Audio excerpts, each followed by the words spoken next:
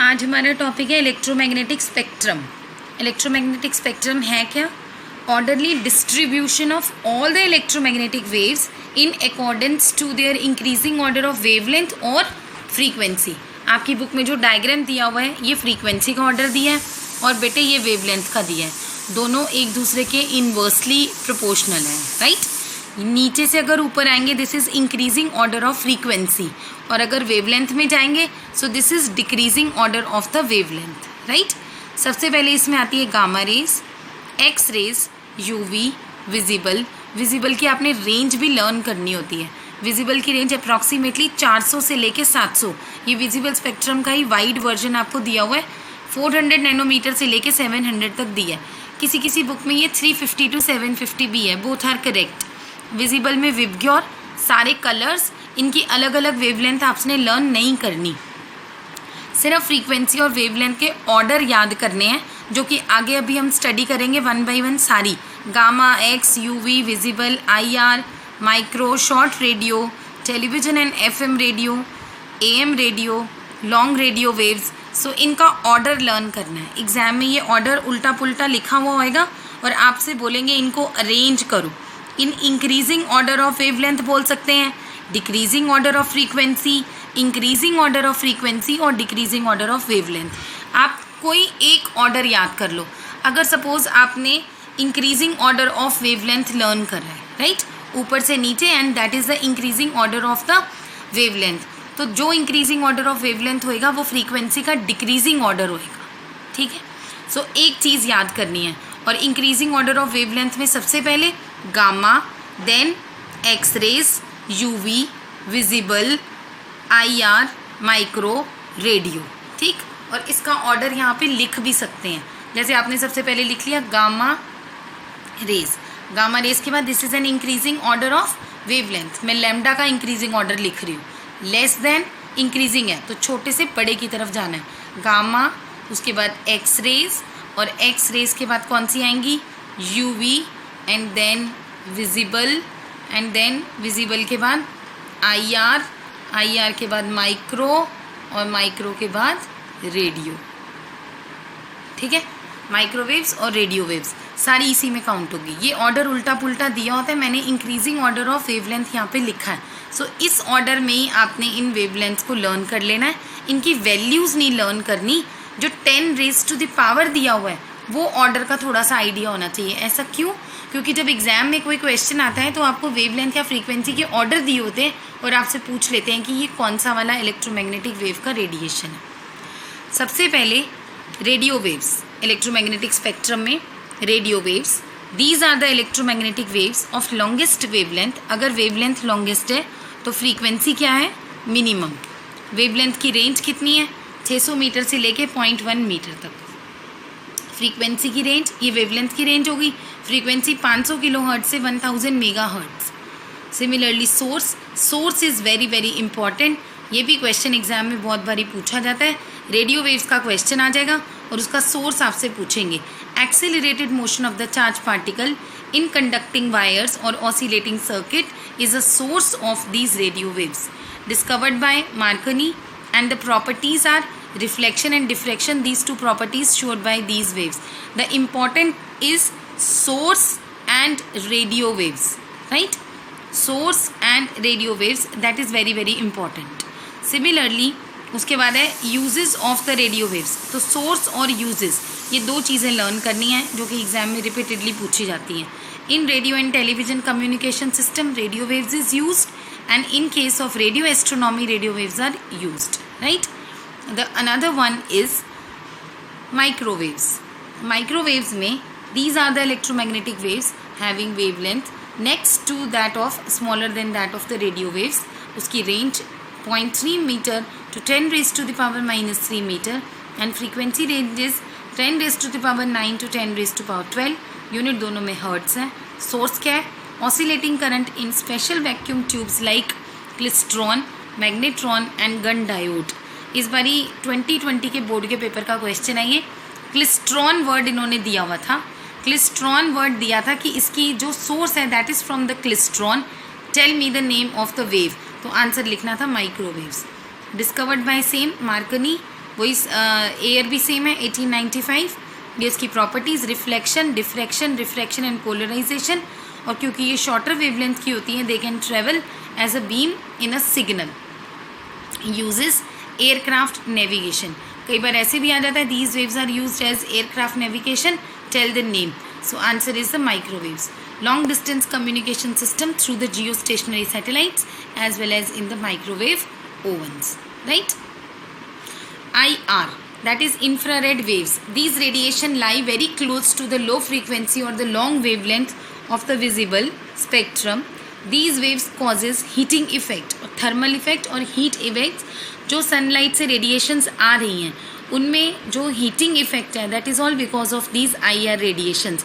और अगर सनलाइट में से IR वेव्स को, इंफ्रारेड वेव्स को एलिमिनेट कर दें तो जो आप गर्मियों में कपड़े सुखा रहे हो या धूप में सेक ले रहे हो, ये सारी प्रॉपर्टीज़ जो हैं वो हट जाएंगी because the heating effect of the sunlight because of the presence of these IR radiations.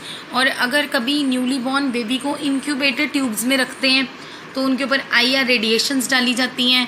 किसी ऑर्गन में अगर ट्रीटमेंट के टाइम पे भी अगर हीट चाहिए तो IR रेडिएशंस IR लैम्प के थ्रू डाली जाती हैं because it gives you the heating effect of it. इसकी रेंज जो है वो 10⁻³ से 10⁻⁻6 मीटर। वैल्यू याद करना ज़रूरी नहीं है, मैं बार बार बोल रही हूँ, ऑर्डर लर्न कर लो। फ्रीक्वेंसी 10⁻11 से 10⁻14 तक होता है। सोर्स कोई भी hot bodies, molecules, William Herschel ने डिस्कवर करा था इन्हें।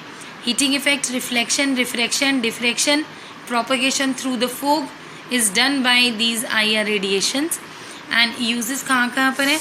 रिमोट कंट्रोल से जो वेव्स निकलती हैं, टीवी के रिमोट कंट्रोल से, VCR से, keypad of which contain small infrared transmitters. Green house effect में भी यही यूज़ होती हैं। Haze photography, these waves has less scattered than the visible light by the atmospheric particles. इसके लैम्प यूज़ होते हैं, अभी जो मैं आपसे डिस्कस करी थी, मस्कुलर कंप्लेंट्स हो किसी को तो सिकाई करनी है हीट रेडिएशन से, so we use IR lamps. In reading the secret writings on the ancient walls, that is a very important use of it. पुराने जो खंडर हुए किले महलों में जो दीवारों पे कोडिंग लिखी हो या कुछ लेटर इस तरह के हैं जिनकी राइटिंग पूरी तरह क्लियर नहीं हो रही, बड़ी पुरानी हो चुकी हुई है, उनको भी अगर आपने रीड करना हो तो we use this. Even then the molecular structure of a molecule can be studied with the help of these IR waves. The next is the visible light. उसकी रेंज वही मैंने अभी आपको बताया था, 400 से लेके 700 नैनोमीटर तक। और अगर ऑर्डर देखें तो ऑर्डर वही रहेगा क्योंकि 10⁻⁻7 के ही बीच में लाई करेंगी। फ्रीक्वेंसी रेंज 4 से लेके 7 10⁻14 हर्ट्स लिया है। Source these are radiated by excited atoms in ionized gas and incandescent bodies. Properties reflection, refraction, interference, diffraction, polarization, photoelectric effect and photographic action. Similarly uses कहाँ कहाँ पे हैं? इंटायर वर्ल्ड जो आपके चारों तरफ है उसकी जो भी इंफॉर्मेशन आपको चाहिए we can use with the use of this and it cause a chemical reaction also. The another one is the UV radiation. UV radiation electromagnetic में जो है shorter than that of the visible and it can be detected just beyond the visible end of the solar spectrum. ये इसकी wavelength range हो गई। frequency range 10⁻16 से लेके 10⁻17 hertz तक है। source क्या है? high voltage gas discharge tubes, arcs of iron, mercury, sun से भी UV radiations आ रही हैं। रिटर ने 1800 में इसे डिस्कवर करा था। They show the effect on the photographic plates, fluorescent action on the screen, ionization of the various elements, highly energetic tanning of the human skin is also caused by these radiations. Uses is food preservation में so many places the UV radiations का use करते हैं। To study the invisible writings, forge documents and the fingerprints. Fingerprint की जब study करनी होती है वहाँ पर भी UV रेडिएशंस का यूज़ होता है। In the study of the molecular structure, almost जो IR और UV के यूजेस जो हैं वो काफ़ी एक दूसरे से मिलते जुलते हैं। Next is X rays, having wavelength just shorter than UV। Wavelength ranges 100 angstrom से लेके 0.1 एंगस्ट्रम तक। Angstrom is 10⁻⁻10 metre. फ्रीक्वेंसी 10⁻18 से 10⁻20 हर्ट्ज तक। And source is sudden deceleration of a fast moving electron by a metal target. ये हमने पढ़ा भी हुआ है। मेटल टारगेट से अगर फास्ट मूविंग चार्ज पार्टिकल्स को अगर हम सडनली स्टॉप करते हैं, सडनली उनको हिंडर करते हैं, उनके मोशन को रिटार्ड करते हैं, then X rays are produced. Discovered by Roentgen in 1895। Roentgen ने इसे 1895 में डिस्कवर करा and he gives the properties about it is effect on the photography plate. We done so many x-rays, आपको पता ही है बोन्स के एक्सरेज लेने हो तो we use these radiations and ionization of the gases, photoelectric effect, fluorescence, their energy more energetic as compare to that of the UV. और medical diagnosis में इसका यूज़ है ही है। फ्रैक्चर्स, क्योंकि they can pass through flesh, so easily detect the fractured bones and of course the crystal structure of the various inorganic materials in engineering for detecting the faults, cracks, holes which are there in the very large containers.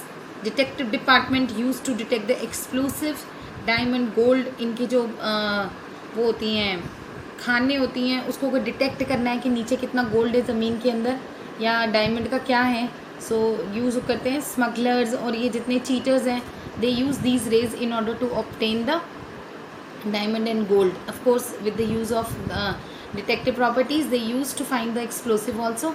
Radiotherapy में भी to use the ultra capable skin disease and of course ultra cable skin disease में भी इसको काफ़ी जगह पे use करते हैं। मेलिग्नेंट ग्रोथ्स होता है जो कैंसर कॉजिंग डिजीज़ है, जैसे unwanted growth of the cell is called the cancer, वो बॉडी के किसी भी पार्ट में हो तो इन रेडिएशंस की हेल्प से उसे इजीली वॉश आउट किया जा सकता है, डिस्ट्रॉय किया जा सकता है। That is called as the malignant growth. वो जो कैंसर के सेल्स की अनवांटेड ग्रोथ को मेलिग्नेंट ग्रोथ कहते हैं, tumours type. Now the last one is the gamma rays. These radiations are highest frequency range and its wavelength is least. Most penetrating power होती है gamma की। Ionisation power सबसे ज़्यादा alpha की और मोस्ट पेनिट्रेटिंग और मिनिमम पावर होती है आयोनाइजेशन की गामा की।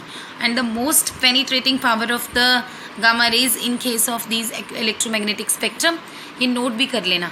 गामा की पेनिट्रेटिंग पावर मैक्स होती है और आयोनाइजिंग पावर मिनिमम होती है।